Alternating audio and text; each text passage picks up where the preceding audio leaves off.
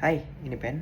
Jadi hari ini aku lanjut di bab 7 part 2. Hari ini aku baca cukup banyak. Dan satu kalimat yang aku ambil adalah derita adalah bagian dari proses, penting untuk merasakannya. Oke, di sini penulis menceritakan suatu area di Polandia setelah Perang Dunia II, dan mereka merasa hidupnya lebih bermakna setelah mengalami penderitaan perang. Ini sini yang aku tangkap adalah terkadang pengalaman buruk yang kita rasakan itu memberikan makna yang sesuatu yang terbaik.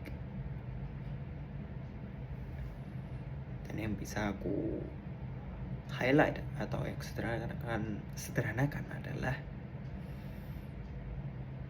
bahwa cerita itu adalah proses. Dan dengan kita mencoba menghindari derita, itu berarti kita menghindari kemajuan, menghindari proses. Oke, lalu ada lagi nih. Dia ada cerita lagi,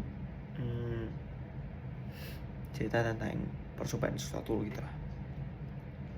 Yang intinya secara garis besar adalah aku baca ya. Kita sering tidak melakukan sesuatu karena takut oleh rasa sakit di masa sekarang atau masa depan. Oke. Sebagai konteks, jadi aku kasih tahu kira-kiranya dia ada saat muda itu tuh suka mencoba sesuatu, baik dia itu tahu ataupun enggak. Lalu dia ada menceritakan, ada nih case-case yang dimana ada orang yang tanya ke dia, yang jawabannya itu sebenarnya jelas. Kalau orang lain, dia bisa menjawab pertanyaan itu dengan mudah.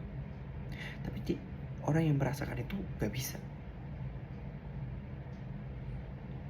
Yang artinya terkadang kita itu terhalang oleh rasa sakit yang akan kita rasakan atau yang sedang kita rasakan untuk menemukan jawabannya itu. Dan jawabannya itu sederhana, walaupun sulit ya, tapi sederhana, yaitu ya lakuin aja, just do, lakukan sesuatu. Kalau kamu cuma diem aja, ya akan ada hasilnya. Aku tulis, hidup itu adalah tentang tidak mengetahui apapun dan melakukan sesuatu apapun yang terjadi. Jadi terkadang kita nggak tahu bagaimana bakal jadinya. Mungkin kita bisa mengestimasi, tapi kita nggak bisa memastikan. Ini yang bisa kita lakukan ya lakuin aja. Emang kedengarannya mudah, tapi aku yakin itu susah. Ada lagi setelah part itu, dia ada lagi membahas perihal journey dia dalam menulis blog atau website gitu. Dan di sana ya biasa agak kesulitan untuk melakukannya.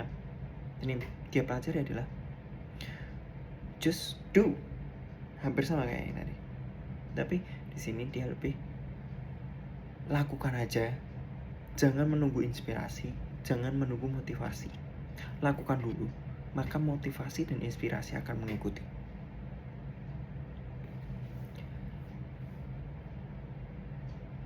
Dan ini satu kalimat yang aku ambil, yang aku suka dari dia adalah, jika kamu membuat standar keberhasilanmu menjadi melakukan sesuatu, kamu berhasil kalau kamu cuma ngelakuin aja itu sebagai standar. Oke, mungkin rendah, tapi coba pikirin dulu ya. lanjut, besar, kecil, nggak masalah. Dan tidak berfokus terhadap hasil. Maksudnya, aku harus mencapai hasil A, harus disukai 10 like, dan lain-lain. Nggak fokus itu.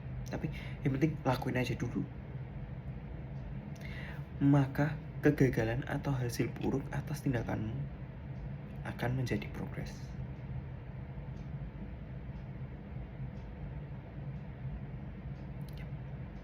That's it for today. Mungkin nanti kita bisa sambil pikirin dulu. Bye bye.